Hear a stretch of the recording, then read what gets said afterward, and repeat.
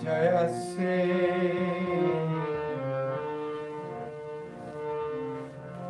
Krishna Chaitanya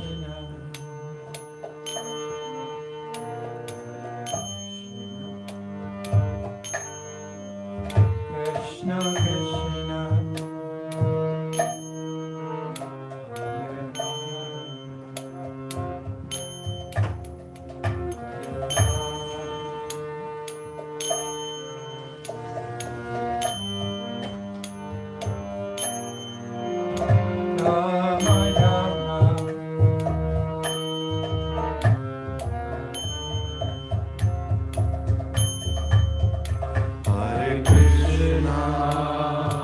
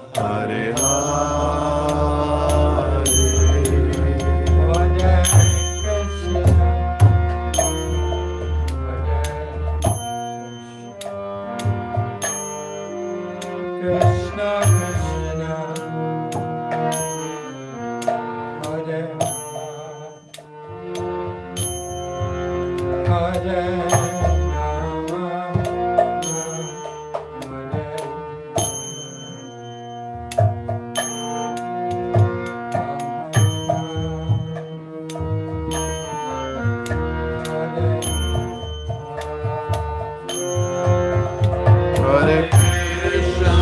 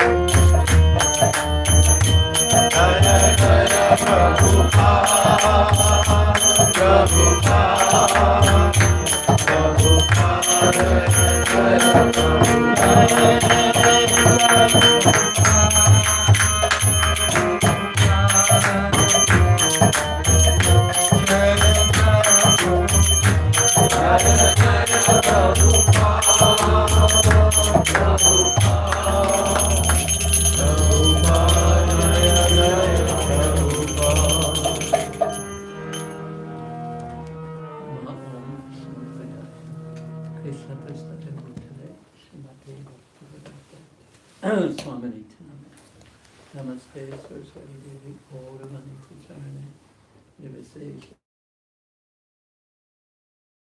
Sanyava, Om Aganakamidandasya, Pranasakaya, Siksastaka, Devi Tasmai, Sri Gurave Namaha, Sri Caitanya, Stapitam, Jena, Rupakayamani, Mudati Sakya.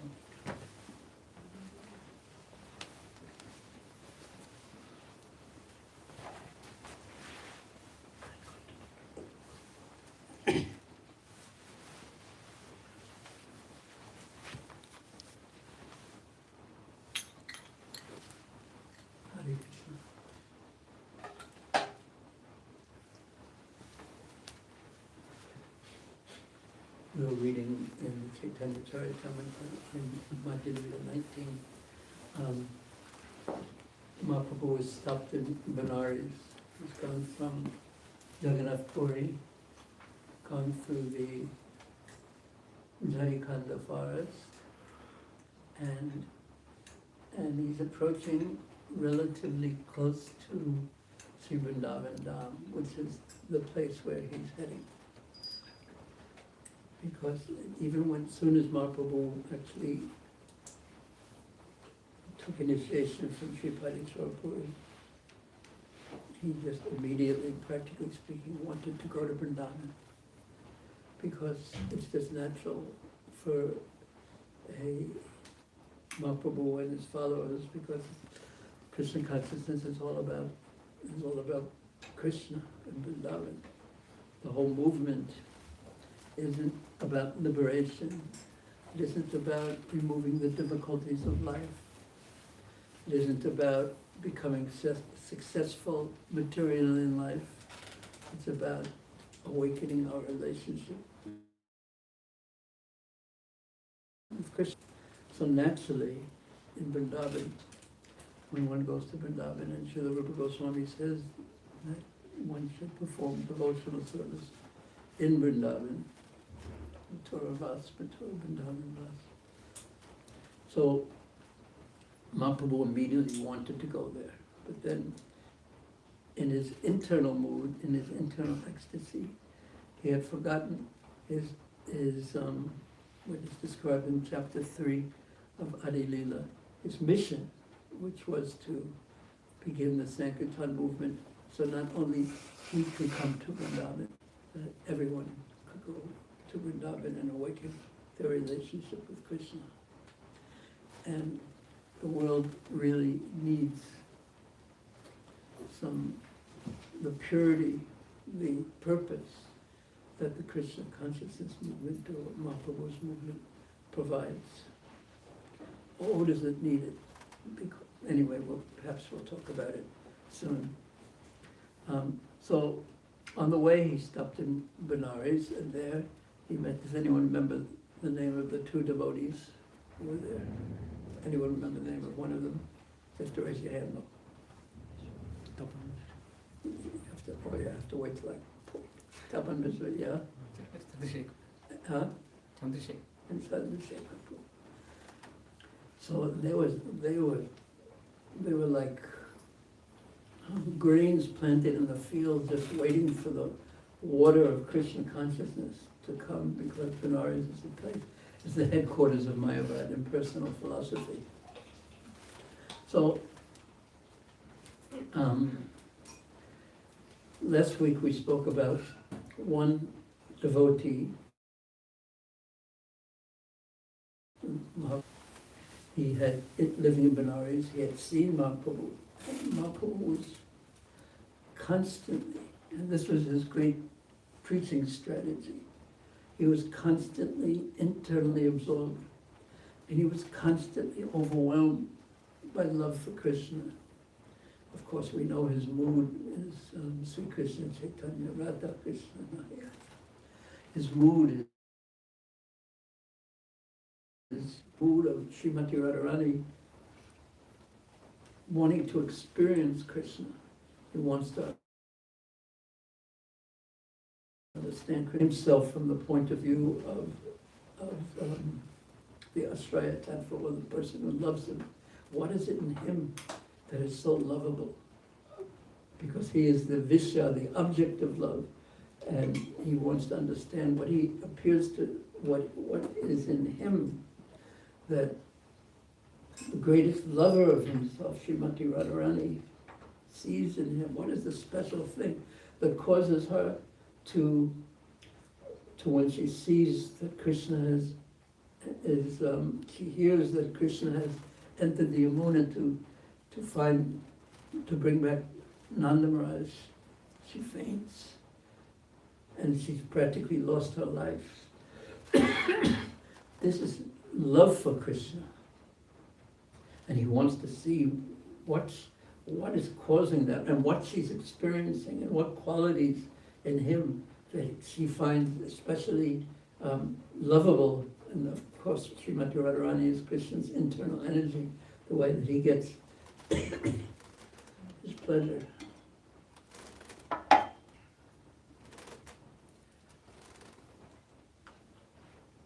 So being internally absorbed in the mood of Srimati Radharani, Krishna is experiencing the greatest love, and he's in ecstasy. And even though that love comes in the form of separation from Krishna, Viraha Bhav, which is the teachings of Sri Caitanya Mahaprabhu, and the methodology that the Goswamis, the immediate followers of Caitanya Mahaprabhu, taught by their example and by the Shastra that they wrote. How to miss Krishna, how to experience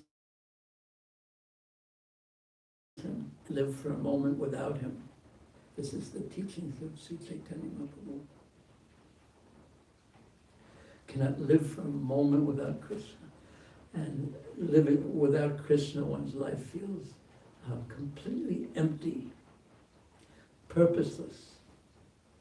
So much so that the gopis, they criticize the creator, Lord Brahma, for giving them eyelids. They call him a mere prosaic creator, meaning just a mundane, not an artist, not a person who understands the subtleties, how to do something in a subtle way.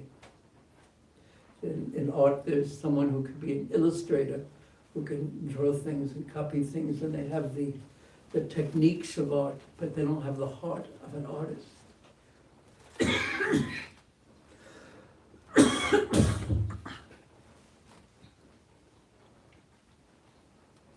So the gopis would criticize Brahma for not having the heart of an artist, because they have eyes, Akshanvandam, Phalamidam, they have eyes, but those eyelids have the eyes of eyelids, and for the moment of the blinking of the eye, they cannot see Krishna. So who can even imagine the kind of love that feels tortured when in the blinking of an eye? This is what Mahaprabhu was teaching. This is what Braj is like. What to speak of when Krishna leaves Vrindavan, to go to Mathura, the type of separation that the residents of Vrindavan experience.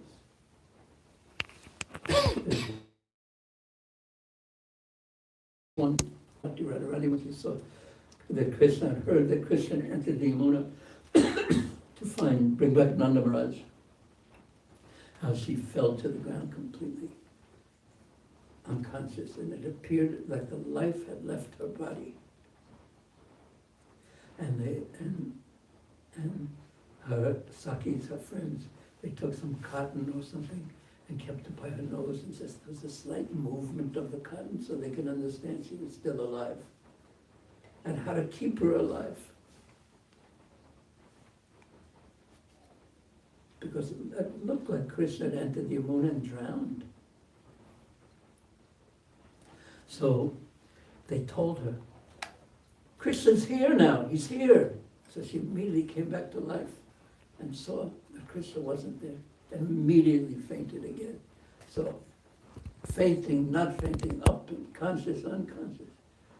And in that ecstasy, which appears from its reflected point of view of material consciousness, it appears that she and the Brajbasis are in a state of suffering and separation from Krishna.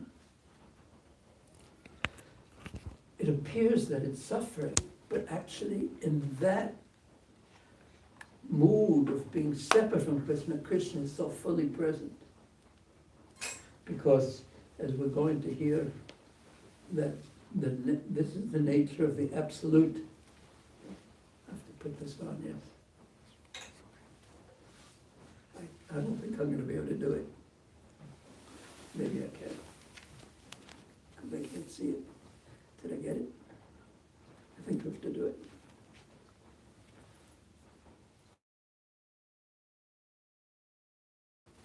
So, in that mood of, because Krishna is, this is the non-duality of Krishna, that he is his name, he's his form, he is his pastimes, he is his service, he is the thoughts of him, he's there, he's present. If the thoughts of him, if the chanting is full of bhakti, full of devotion, full of love for him. So they, the residents of Vrindavan, are experiencing Krishna fully. His beauty, his form, his personality, everything about him. They're experiencing his flute playing, the way he dresses, the way he deals in missing him in Varabha and separation. So Mahaprabhu was internally absorbed in where is Krishna, where is Krishna. It is said in Chaitanya Bhagavatam that no other words, after he was initiated by Sri Padishwar Puri, practically no other words came from his mouth. Where is Krishna, where is Krishna? So Mahaprabhu in that mood entered Benares, just completely absorbed in ecstasy. So this Maharashtrian Brahmin saw him, and he had never seen central Hinduism of impersonalism, of Mayavadism, where everyone is very, very, very sober themselves from any material contact by meditation, by studying Vedanta. And they're very, very, very sober and grave, and then this Mahaprabhu is over-flooding with tears and ecstasy. So this Maharashtrian Brahmin saw him, and he was so amazed that he went to see the head of the Mayavadi sannyasis, whose name was? Yes, Prakashananda Saraswati. And he told him, and he was very critical. He's just sentimentalist. He's just a hypnotist. He just somehow fools people into thinking he's a sannyasi because he's not acting like a sannyasi. A sannyasi studies Vedanta. A sannyasi meditates. He meditates because if one's an impersonalist, what to speak of a Mayavadi, one doesn't want to interact with the material world at all because one thinks the world with all its forms is just illusion, it's not really there, and one doesn't want to get involved in the karma, the reactions of this interaction with the material world. So what is there to do if you're not going to interact with the material world, or you can try to just meditate only and think of all the things I think I am, that's not me. So I'm thinking of my body, and that's not me, and then what is me, and then this isn't me, my mind, this thought isn't me, because I'm the thinker of the thought. Who am I actually? Just meditating on that, and it's quite dry to do that for like 10 hours a day or something like that, just thinking like that. In Vedanta, of course, you have to eat also, but somehow or another you don't interact with the material world where you're breathing and eating and walking and sleeping and everything. So this Prakasananda Saraswati accused Mahaprabhu, he's just a sentimentalist, and here we're not interested in this. Even though he's initiated by Kesava Bhakti Maharaj, who's in the Mayavad Sannyasa Sampradaya, but still. don't associate with him. So this Maharashtrian Brahmin who had just been touched by Krishna, Caitanya, just by seeing him, he became so ecstatic, chanting, that he went to Prakasananda Saraswati and told him, this Chaitanya Mahaprabhu is incredible. He must be the Supreme Lord. His symptoms are alokika, they're beyond this world. And Prakasananda, don't associate with him. So immediately he went to the Brahmin, or Maharashtrian Brahmin, went to Chaitanya Mahaprabhu, because usually when, if someone criticizes another, you say, and then you want to tell the person, but don't tell them I said so. But this is exactly what happened. And don't tell anyone that no fingerprints on it from me, please. So when he went to Mahaprabhu, he found fault with you, but yet he could utter your name 3 times. He said, Chaitanya, Chaitanya, Chaitanya. What does Chaitanya mean, literally? It means consciousness. Chaitanya means consciousness.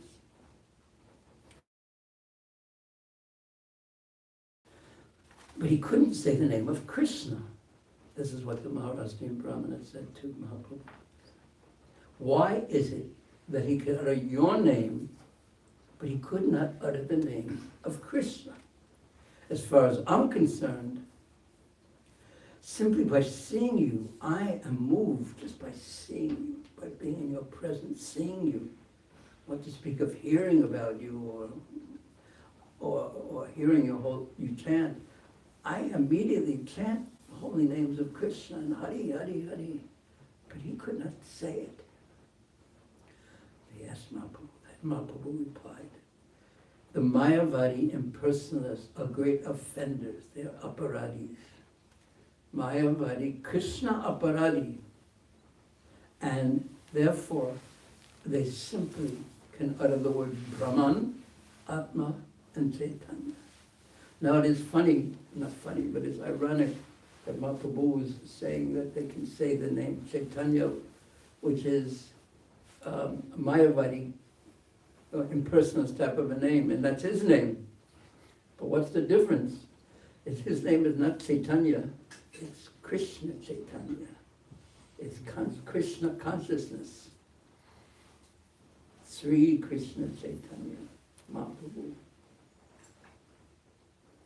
So he's always absorbed in, his consciousness is always absorbed in Krishna. And this is actually what we also want to be as followers of Chaitanya Mahaprabhu.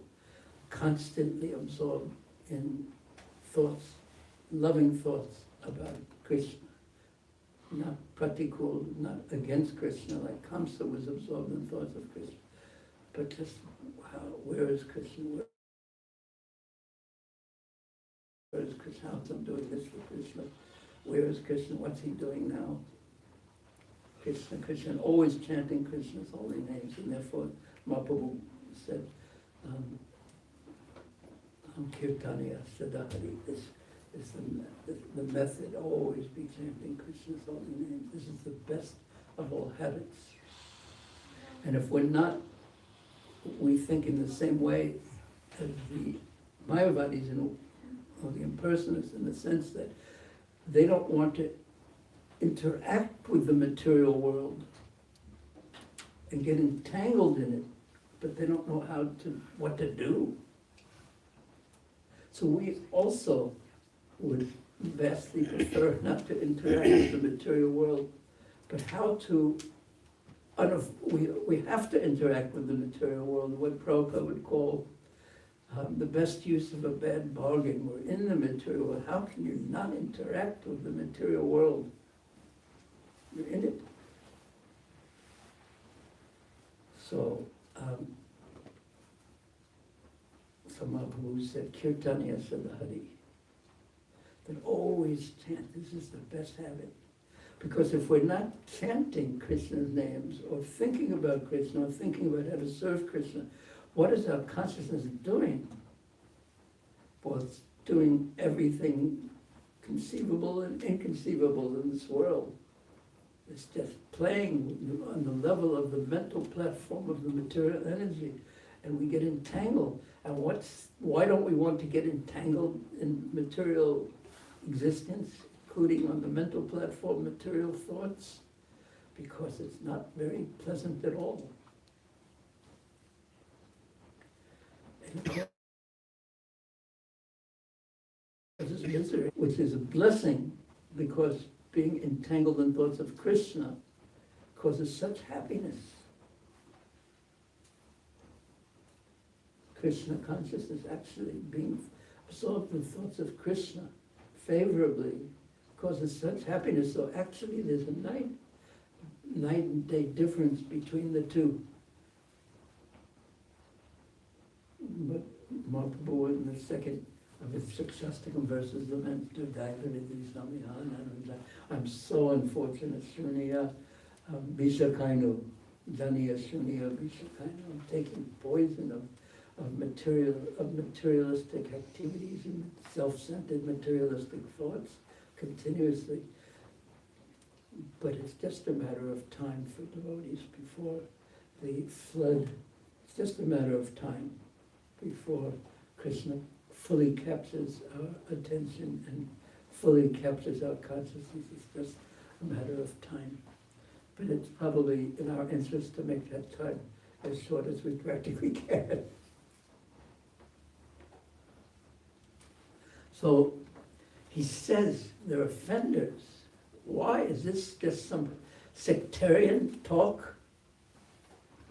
That they're in a different group than my group? And therefore they're wrong, they're rascals, they're offenders, they're incorrect? Because that's how a religious fanatic thinks. Here's my group, and my group is the right group, and everyone else is wrong. But he's not thinking they're offenders for that reason, the Mayavadis, and their search for liberation. Because they're offenders unto Krishna, the Supreme Personality of Godhead, who is identical, the same as his holy name. He and his holy name are Abhina, they're none different. And therefore, because they don't accept that, because they're offenders, they don't accept of Krishna or his holy names.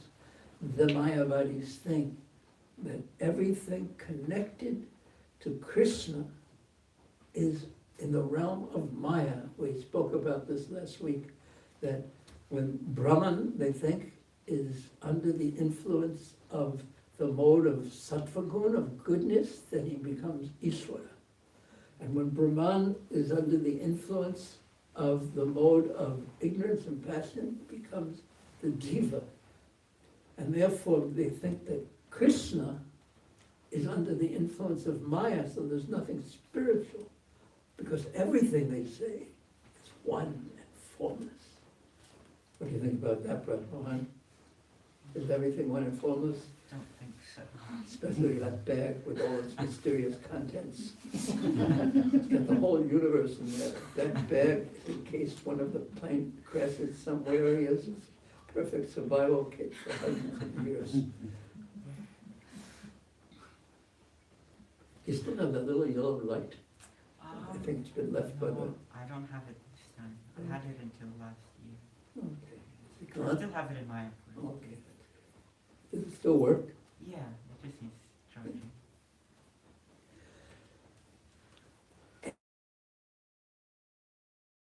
Everything is an illusion. It's better, they say, than the other illusions of this world, but it's just temporary. You can think of Krishna, and then when you see that everything is one, just keep Krishna away, and then just have your thoughts thinking about nothing. No. Now, what would consciousness be like that didn't have anything in it? You can't even, it doesn't even exist.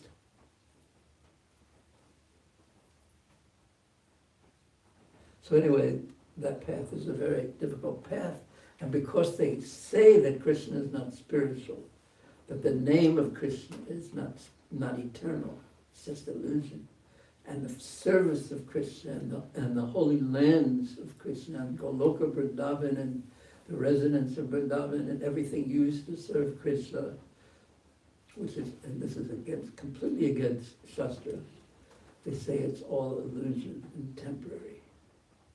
And Srila Jiva Goswami in his Sandarbhas shows again and again and again that this isn't the case, that it's not illusion. It's eternal. The spiritual world is eternal. Everything connected with Krishna is eternal. But the Mayavadis are offenders, and because they're offenders, they cannot say the name of Krishna. And the Mahaprabhu continues. The holy name Krishna does not manifest in their mouths.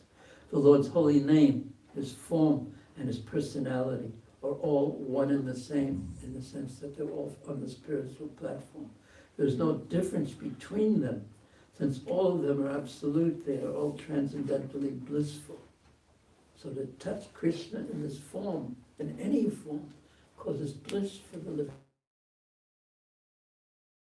entity. Between Krishna's body and himself, or between his name and himself, Mahaprabhu says.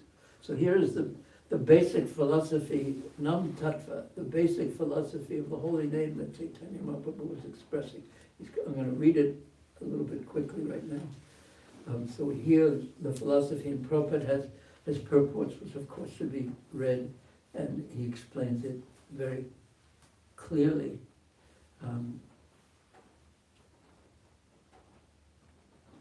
He says, Mayavadi impersonalists think that the Lord's form is also a product of the material world. This is due to their poor fund of knowledge. There's no difference between Krishna's body and himself, between his name and himself, but as far as the conditioned soul is concerned, one's name is different from one's body and from one's original form, and so on. Just think of what this simple statement means. Who remembers anything from this simple statement that I just read? Yes. That our name is different from our body. Yeah, for a soul conditioned person. Our name is different from our body. Raise your hand if your name is the same as your body. Because although if it is, we'll just feed your name and we'll neglect your body or something like that.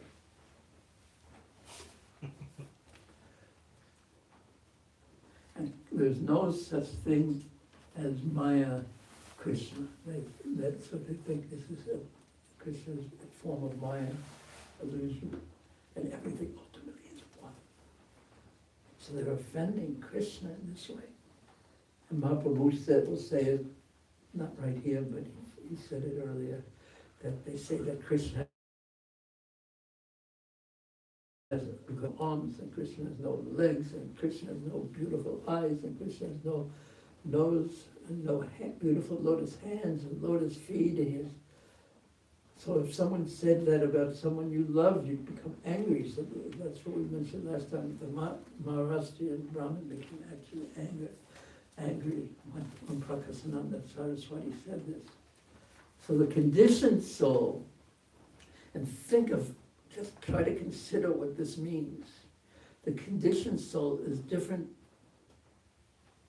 than his name, okay? But also, the soul is different from his body. That means the gross body and the subtle body. So, who actually am I in the midst of my body isn't me and my thoughts aren't me? And all the things that I think are connected to me, they're not connected to me, but they're not just illusion, they're just, the me is covered, but who actually am I amidst this? Amidst all these coverings and falsities. So the Mayavadis, of course, say, you're nothing. You're just consciousness. And indeed, if one slows one's mind down, and this is a contemporary type of meditation, if one slows one's mind down from all its tamasic, ignorant, and rajasic thoughts, if one just slows it down to sattva, going to just peaceful. Can you even remember the last time you were peaceful? But if one slows one's mind down to peacefulness, then sattvam sanjaya takes whole impersonalist practice, basically, slowing one's mind down so it becomes peaceful, and one can actually experience oneself, one can actually experience it. But that's incomplete. It's incomplete. So we're conscious, yes, but who we are is connected to Krishna. This is who we are. We're Krishna's servant. So I'm not all these things.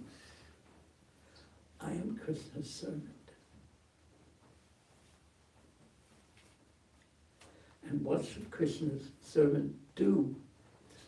He has a material body, but that's not him. He has a material mind, that's not him. So what should he do? Even if he theoretically doesn't experience himself as Krishna's servant, but what should he do?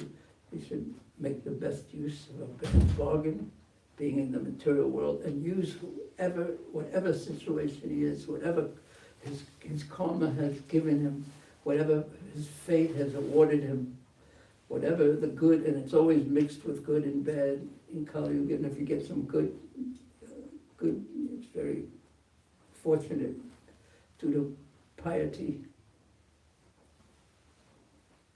And just somehow or another use it in Christian service.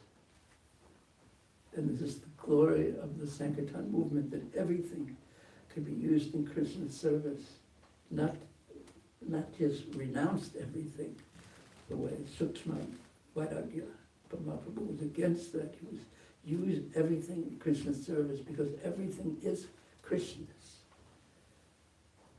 So somehow use whatever your situation is, good, the bad, the opulences, the gifts, use it somehow in Krishna service, which means acting in such a way that Krishna is pleased. Which means, here I am, Krishna. I'm not my body, I'm not this ability I have. They're just gifts of you. But my body has this characteristic and this ability, and I can do this or I can do that. So it's not much, because my bhakti isn't very strong, but please accept this. This is all I can do. Please, by your mercy, kindly just accept this as an offering to your lotus feet, and to please you and those who are dear to you. So, Mahaprabhu continues. The holy name is Krishna, is transcendently blissful. So this is a very famous verse from the Padma Purana. Nama Chintamani Krishnas Chaitanya Rasa Vigraha Purna Shuddho Nityamukto Abhinatvam Nama Nama Nama. Krishna is the same as his name. So this we see throughout all the instructions of Chaitanya Mahaprabhu. Any instruction he gives, there's always Shastra to support it. Because that's not based on Shastra, not based on the great vision and right authority. It's such a dangerous thing. Because if it's not based on Shastra, it's going to be based on one's mind. Well, I think this is spiritual, I think that is spiritual.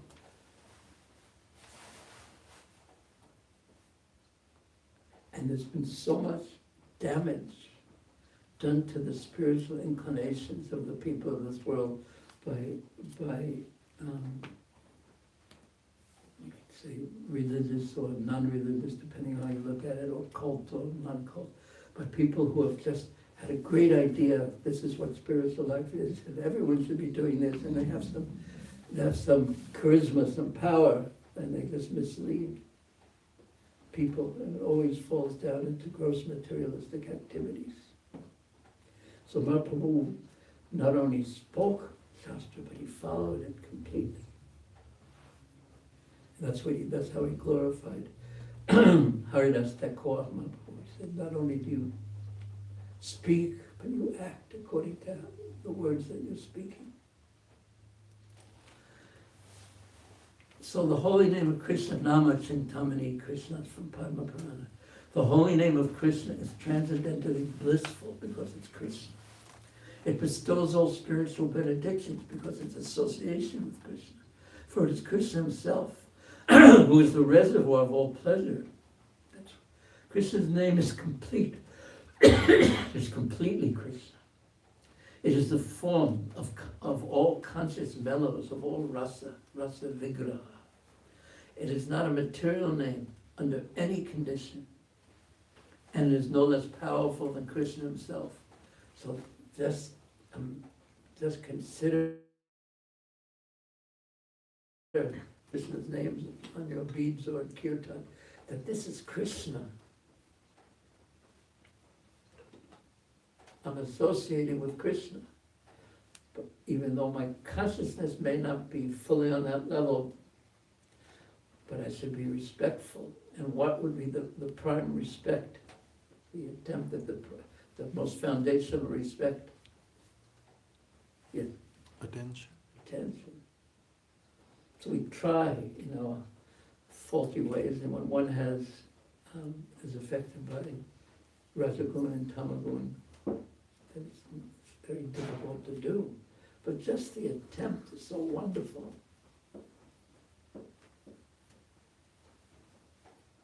And even if one succeeds once in a while, so fortunate if when one realizes, if one becomes conscious, oh, I'm being with Krishna now, let me, every once in a while, at least think, oh, I'm being with Krishna now, let me try to respect him, because like if you have a guest who comes to your house and you completely ignore him, especially if you've just invited him to come to your house, and then you completely ignore him and go on with your regular activities and forget that he's there.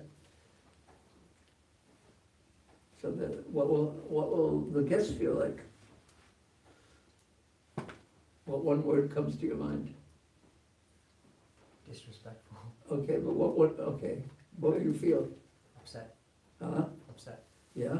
What else? Well, I'm looking for one word. Anger.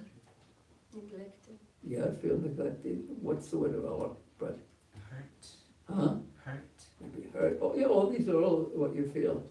And if you put it all together, Unvalued. unvalued, yes. All correct. No one's in their mind reading mode, it seems. Ignored. Huh? Ignored, yes, all those things. Disrespectful. Yes, disrespected. I was thinking, what word? Offended. Offended, yes. But yes, But one other word, but Unwelcome? yes, yeah, when you feel welcome, what do you want to do? Leave. Yeah, I was just thinking of insulted. So insulted is, because we talk about offended, but offended basically means insulted. Because in all the words that you accused me of.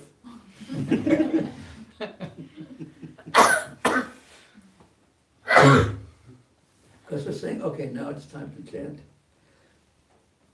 Oh, so we're saying, now's my time to be with you, Krishna. And then, and what were some of the words again? Insulted, ignored, offended, neglected. What other ones? Unvalued. Unvalued. What was some of the others? Hurt. Hurt. What word did you use? Angry. Unvalued. Who said angry? Okay, I'll get him. Invite me and then don't feed me even. So here's the thing. If ultimately Krishna isn't a person, then there's no question of offending him, because he's not a person. But he's a person, a supreme person. So the Mayavadis can't be offenders, except for the fact that they can't say the holy name even to have it properly. So in any case, it is not a material name under any condition, and is no less powerful than Krishna himself. Since Krishna's name is not contaminated by the material qualities, which is exactly what the Mayavadis say, that Krishna and Krishna's name are Maya, gunas, connected with gunas, modes of nature. There's no question of being involved with Maya. Krishna's name is always liberated and spiritual. It is never conditioned by the laws of material nature. This is because the name of Krishna and Krishna himself are identical. Abhina Tvam Nama Namana, the name and the names are Purna, complete, Shuddha, pure, Nitya Mukta, doesn't have anything to do with the material world. Caitanya Rasa figure is a form of rasa, of sweet mellows in relationship with Krishna. It is a chintamani, it will give you whatever you want. So this is another thing to think of when one is chanting or beginning to chant. But what do I want? And Krishna's name can bestow that on you so easily, whether it's on the material level, but on the spiritual level. If you want something very deep on the spiritual level, he doesn't give it so easily. Therefore, bhakti on the level of bhava, bhakti high level, is where Krishna's internal energy is bestowed on the living entity. And then we have the shelter of Krishna's spiritual energy instead of the material energy. He doesn't give it so easily, and therefore, Srila Rupa Goswami says that level of bhakti is so durlabha, which means what? Very rare. Very rare. It's conquered. He's conquered by that. So he doesn't give it so easily.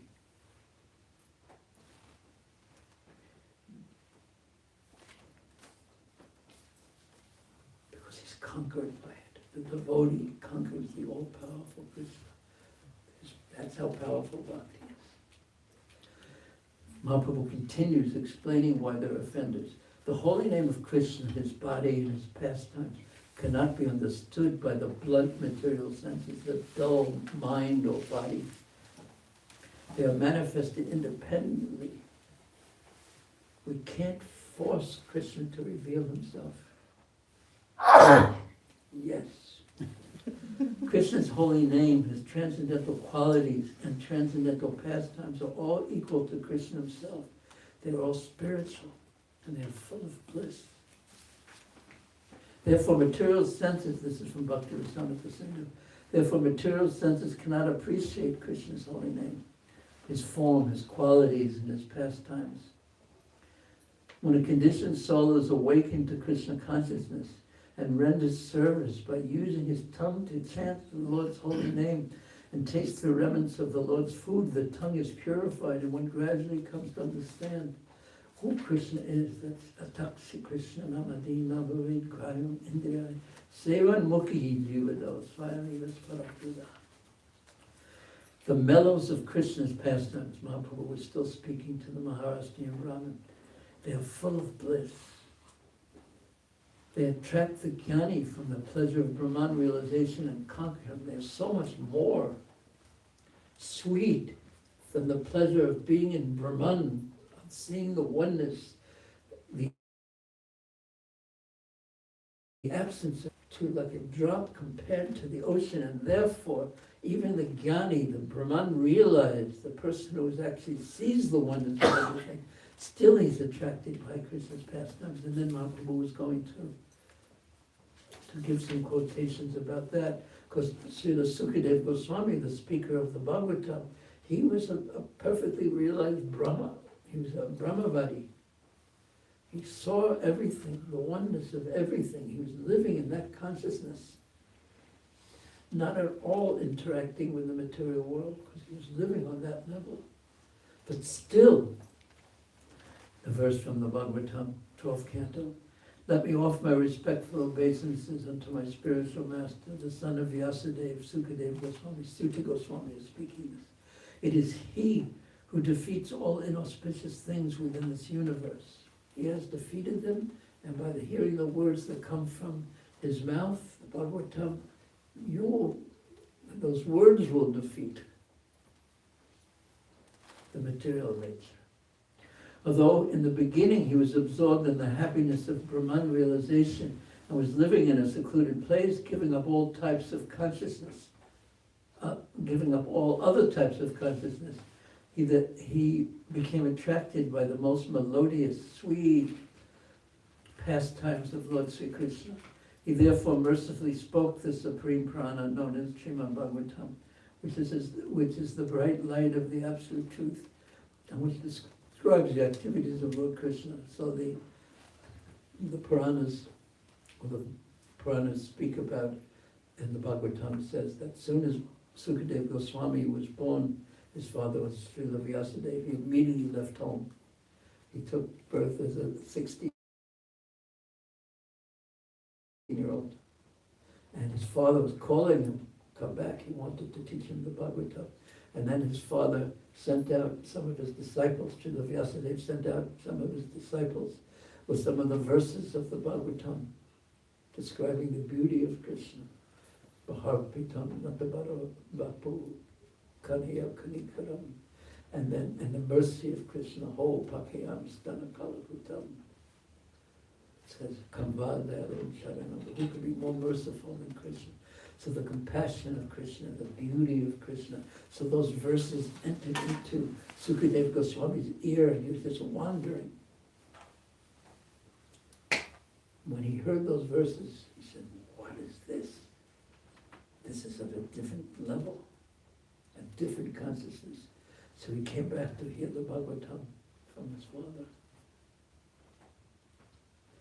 And there'll be more, another quotation.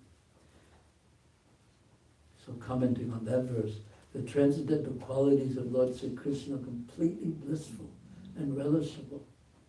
Consequently, Lord Krishna's qualities attract even the minds of self-realized persons who realize they're not the body, they're their consciousness.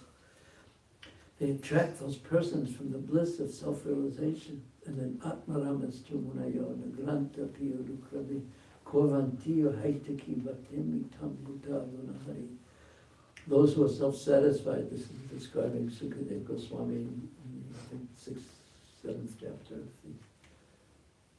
of the first canto. Those who are self-satisfied and unattracted by external material desires are also attracted by the loving service of Sri Krishna, showing that the service of Krishna, which is no different from Krishna, because it is Krishna. So everyone is, even if one is self-satisfied, one will be attracted by Krishna. And he is called Krishna. because he is such transcendental attractive. And another Shastra, so that's the second Shastra that Mahaprabhu was telling the Maharashtrian Brahmin. Then the third, the pastime of the four Kumaras when they went to Vaikuntha to see the Lord, and they became angry at the gatekeepers whose names were Jai and Vijay. Anyone else know anyone else whose name is Vijay? I know Jagatrini knows someone. My father's name is Yeah, yeah. That's the name, but that's not your father. Vijay. Biological. Huh? Biological father. What do you call him? Papa. You know another Vijay Jagatrini? Huh? You forgot. The one who was he copied manuscripts with a beautiful handwriting for Caitanya Mahaprabhu. And one time they were taking prasadam at the home of Sukumbha Brahmachari. And after prasadam, what do you think they did? After all, this is Bengal. What do you do in Bengal after lunch prasadam? Take a little rest. So Vijay was resting right next to Mahaprabhu. And then what happened? Nimai went like this with his hand, like you do, and you turn over it, and he went like that with his hand. And his hand touched, and Vijay woke and looked at his hand, and he saw his hand was decorated with all these incredible priceless jewels and opulence, and he saw so much from just seeing Lord Chaitanya's hand. And touched also. And then he started to jump up because he was super excited, and then Lord Chaitanya put his hand over his mouth to keep him quiet. Because he had seen, he went into ecstasy. And he didn't know what to do, and he just went like crazy. He just ran out into the street and disappeared for 2 weeks. Wandering around. But he went by the touch of Mahaprabhu's hand, he went into an ecstatic trance. And there's another Vijay. One of Krishna's cowherd boyfriends was also named Vijay. And he was the son of, I think, Ambika, Krishna's nurse. And she wanted a son to protect Krishna. So he was very powerful, with a very powerful voice. So whenever Krishna would go to the forest, Mother Yasoda would say, Vijay, you stand over here, make sure no one can bother him. You stand over here, and you stand over here. Make sure Krishna's a naughty boy, so make sure he doesn't wander away or anything. Yes, Mother, yes, Mother. And Vijay he was ready to protect Krishna at all times in case any demons came. What do you think of that, Brother Rohan? It's interesting. There's a lot of people in Vrindavan who are trying to protect Krishna.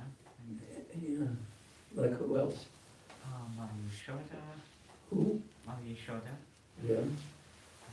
All protective toward Krishna. Like, Why? Because he was their little boy. Yeah. He was the object of their love. He was the center. Everyone in Braj, even the deer and the cows, everyone loved Krishna. And the trees and the birds and the bees and the monkeys, even the monkeys. So when the four Kumaras who were Brahman realized, they went to Vaikuntha, they became angry, even though they were Brahman realized. And then when Krishna came to protect his devotees, the two gatekeepers, they smelled, not even directly, he had tulsi on his feet. Krishna had, Lord Narayan had tulsi on his feet. And the breeze came. The breeze came and took the fragrance of Krishna's feet, touched by the tulsi, and it entered the nostrils of the four Kumaras. They went. they became devotees from Brahmavatis, because there's something they had never experienced before, something so much more wonderful than liberation and Brahman. So that some Mahaprabhu was quoting that too. So because the Mayavadis are great offenders and atheistic philosophers, the whole name of Krishna does not come from their mouths. And he says, I've come here to sell my emotional, ecstatic sentiments in the city of Kashi, but I cannot find any customers. I must take them back home. And I've brought a heavy load here to sell in the city. To take it back again is a very difficult job. Therefore, if I get just a fraction of the price, I shall sell it here in the city of Kashi. And after saying this, Sri Caitanya Mahaprabhu accepted that Brahmana as his devotee, the Maharashtra Brahmana. And the next morning, he rose very early. And the Lord started from Mathura, and that's where we'll begin, Krishna willing, next week.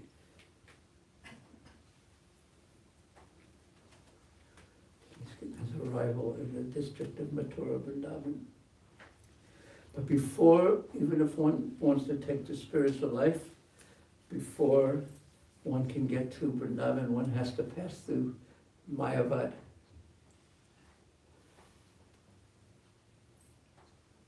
And it sounds odd in one sense, because if I said, anyone who wants to be a Mayavadi, raise your hand. Of course, no one will raise their hand, I think. But if anyone wants to get liberated from material existence and not suffer anymore, raise your hand. And of course, we won't raise our hand now, but that's sort of what goes on.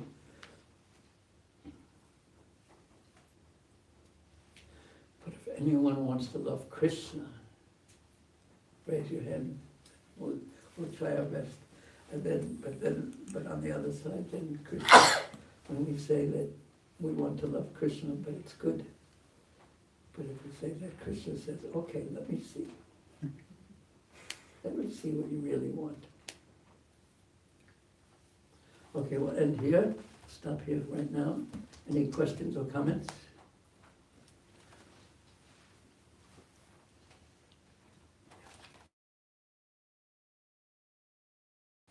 You get rid of Tamagun, Rajagun, you get to Sattvagun.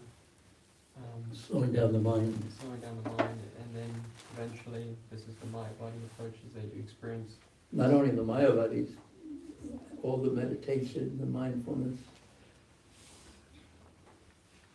This question comes from a question that someone asked me. What does it mean to experience oneself? Because if oneself is consciousness, what does it mean to be experiencing awareness? Yeah, It seems like one experiences oneself as consciousness. In other words, one will experience oneself, this is me, not the thoughts that are going on. This is me. And it's just Shanti.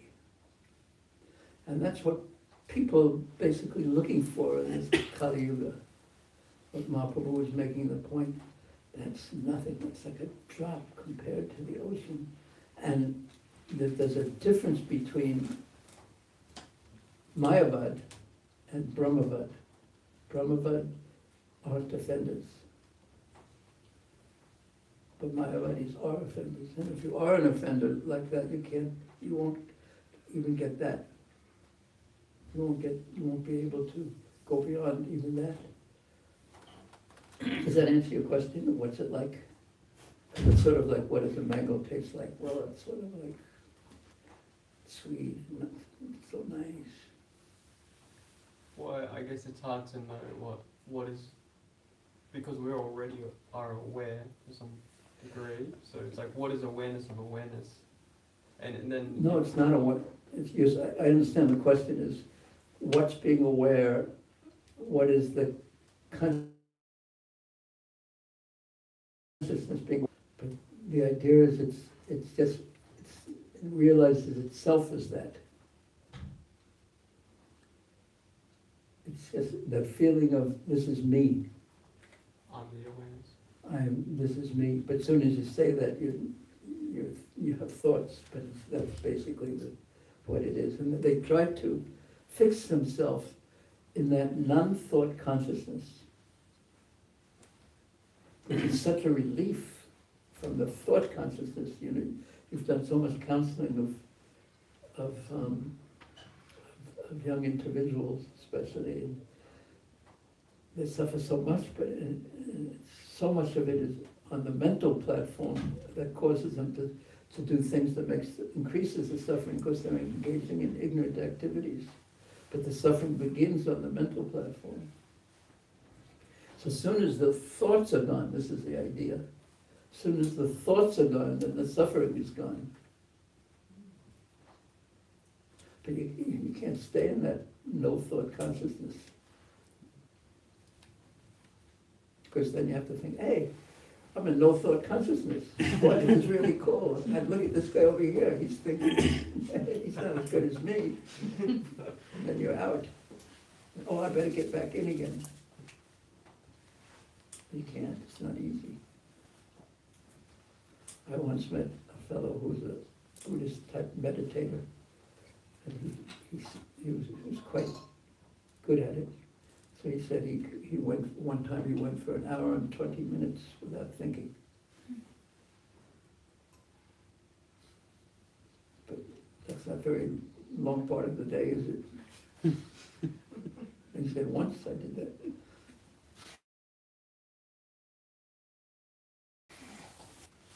But because of impure consciousness, Bhaktivedanta, you have to come down into the material platform. So does that answer your question?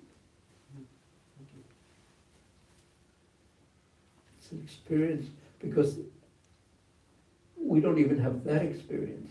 That's the point you're making of what's like to know that your consciousness, we just identify with the thoughts. Yeah, and I think for me, if I've ever been in that kind of place, it's probably been more just good thoughts rather than actually aware of. Yes. Yeah, it's just more passive thoughts. But, yeah, but sattvam sanjayate jnanam from the Bhagavad Gita means that the mode of goodness gives birth to knowledge. That is, what's knowledge? I'm not my body, I'm not my subtle or gross body, I'm just consciousness. But that's the mode of goodness, the material mode of goodness. But Krishna consciousness is something different. So even if one is a master of that consciousness, the Krishna is still more sweet. So those are the points of Sukadeva Swami and the four Kumaras.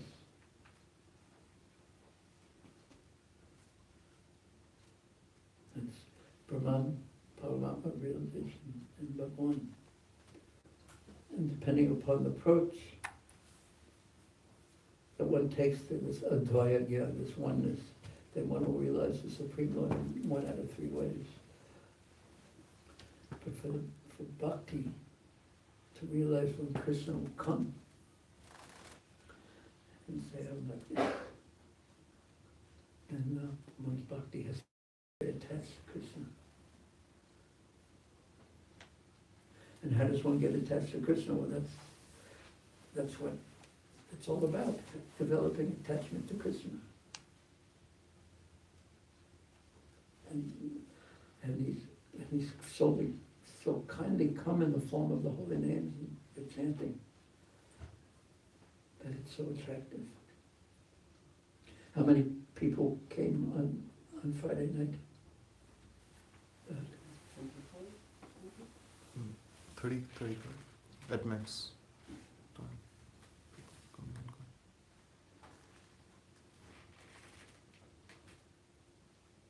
So you can, one way to look at it is that just if God, the Supreme Personality of Godhead, Krishna, announced that I'm going to be in the Vrinda Valley Hall tonight, and anyone who wants to come and be with me can come, and then 30 people show up. So one way to look at it is, it's sad, but another way to look at it is, oh, 30 fortunate people.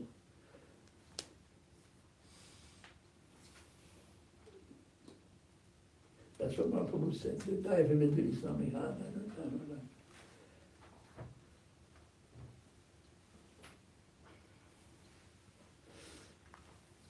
And then you can just imagine what it was like for Prabhupada, who's carrying this jewel. And he, on the boat, on the Zaladut, and then he arrives Boston, then New York.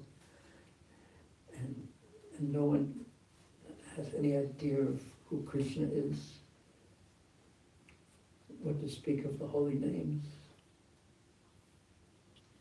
And he doesn't know how he's going to do it, but he has his mission. He knows what he has to do, but he has no idea what's going to happen. He's done his part, and then boom.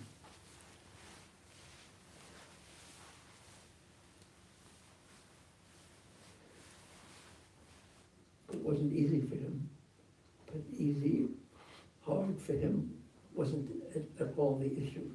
The issue was how to please Srila Bhaktivedanta Saraswati Thakur and Sri Caitanya Mahaprabhu and Krishna, and Krishna.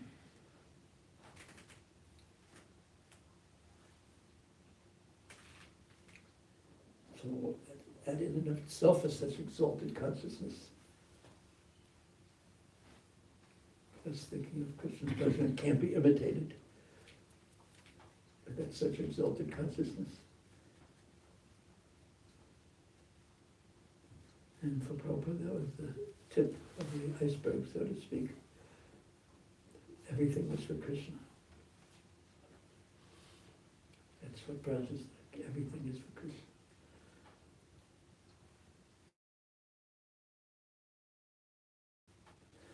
Any other thoughts or comments or questions?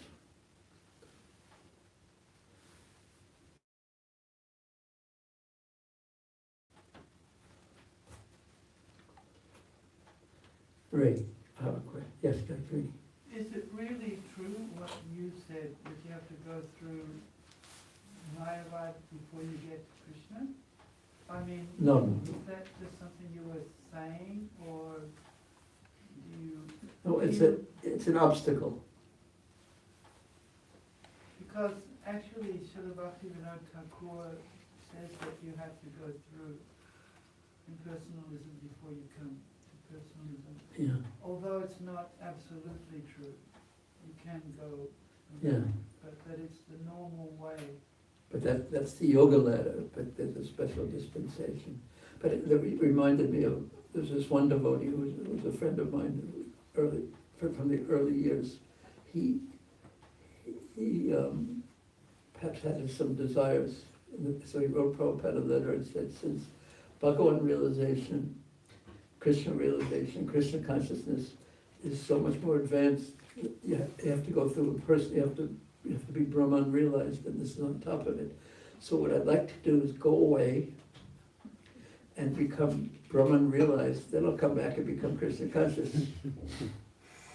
And you know how Prabhupada responded?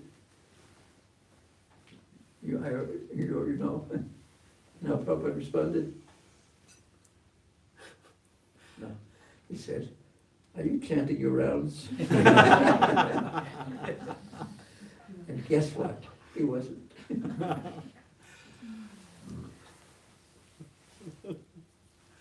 But to get to Vrindavan on the path of Mahaprabhu with so much of a metaphor of how to get to go on parikrama and how to live your life. Do you want freedom from misery or you want Krishna? So the only way really to get free from the desire to become free from liberation is to develop a taste and attraction for Krishna.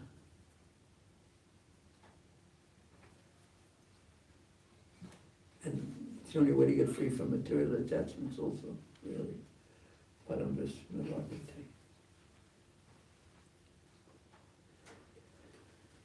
Hare Krishna. Thank you very much. Hare Krishna. Thank you. Hare Krishna.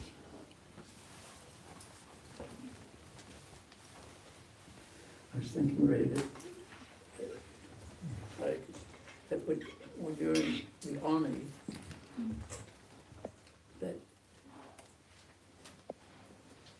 such discipline involved that you learn to put other things before your own pleasure because of the discipline And having faith in your leaders. and faith in, Your leaders, doing what's right. yeah.